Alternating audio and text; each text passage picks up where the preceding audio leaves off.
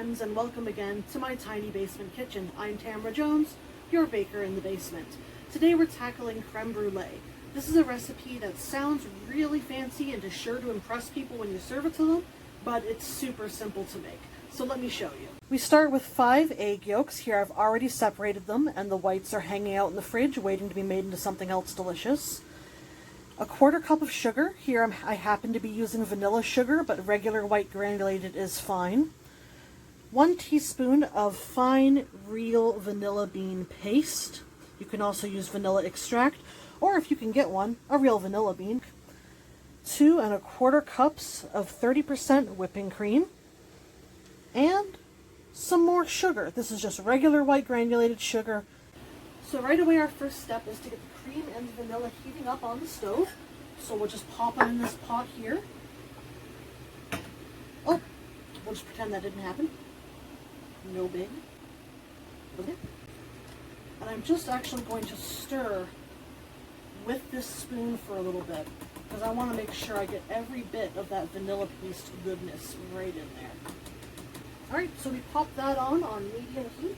You do want to keep an eye on it because milk and cream tend to foam up really fast and overflow. You don't want that. So just keep an eye on the little bugger. In the meantime, we want to get our eggs and our sugar together. So, just popping it on a towel here to try to keep the bowl from spinning around on me. Get your eggs in there. Get your vanilla sugar in there. And just give it a quick whisk. It does not take long at all for this to come together. You're not looking for a certain color or anything. You just need them together. Okay, so our cream is hot. You may be able to see some steam coming off it. You do not need to boil it. You do not want to let it boil over.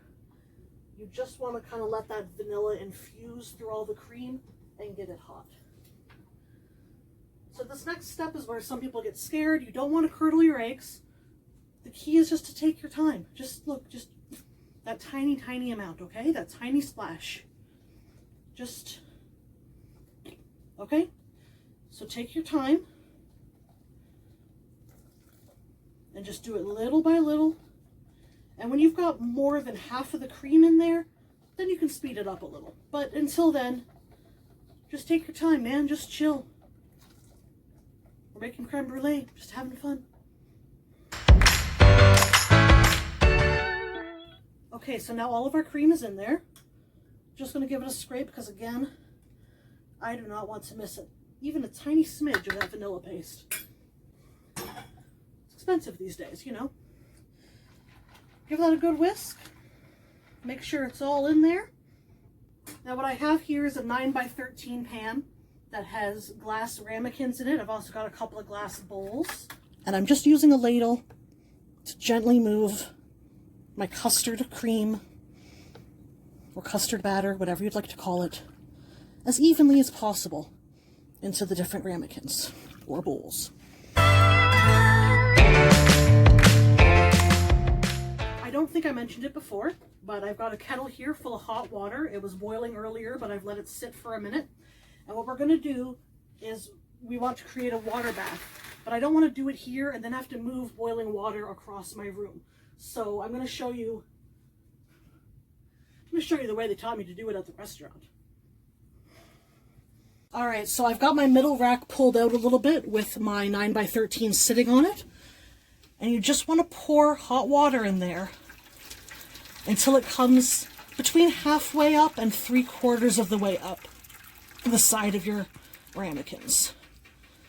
Then just very gently and carefully scoot your back in the oven. Now that's going to bake at 325 for about 40 minutes, and then before we can continue, it has to cool entirely.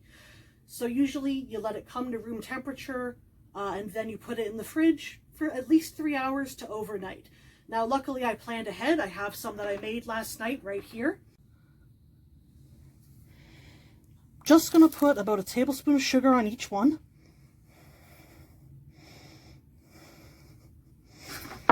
Give them a little shake around to coat all the way. Make sure you don't have any naked creme brulee. That's just creme, no brulee. Now here's the fun part. If you don't have a kitchen torch, no worries. You can also crisp the top of these under a hot broiler. Just set it to high, let it get nice and hot. Pop them under there. Keep an eye on them. It's only going to take like 3 to 5 minutes for the sugar to brown. But I like doing it by torch. I feel like I get more control. I feel like I get to play with fire a little. And speaking of, you will notice I'm doing this in the metal pan because as much as I like fire, my butcher block counter is not a fan. So we just want to get that going until that sugar melts and gets nice and brown and crispy.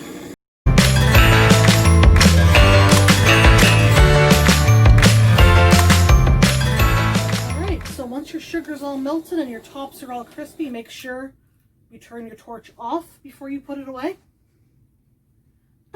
Let these guys sit just for a minute and then you'll be ready to dig in. All right, let's see if this came out right. Oh, hear that crack? That is what you want, my friends. Creamy custard and beautiful crackly sugar on top. Let's give this a try.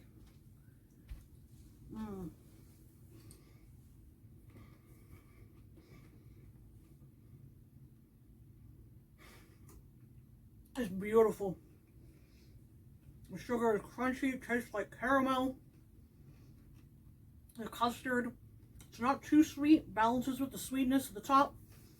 Creamy, rich. Oh, definitely try this one out at your next dinner party. Your guests will think you spent all day in the kitchen. Well, that is it for me. I'm going to eat this little bugger. Thank you very much to bensound.com for the free music in our intro. Thank you very much for watching. Be sure to click like and subscribe, or if you're on Instagram, give me a follow at BakerInTheBasement. And hope to see you soon. Take care.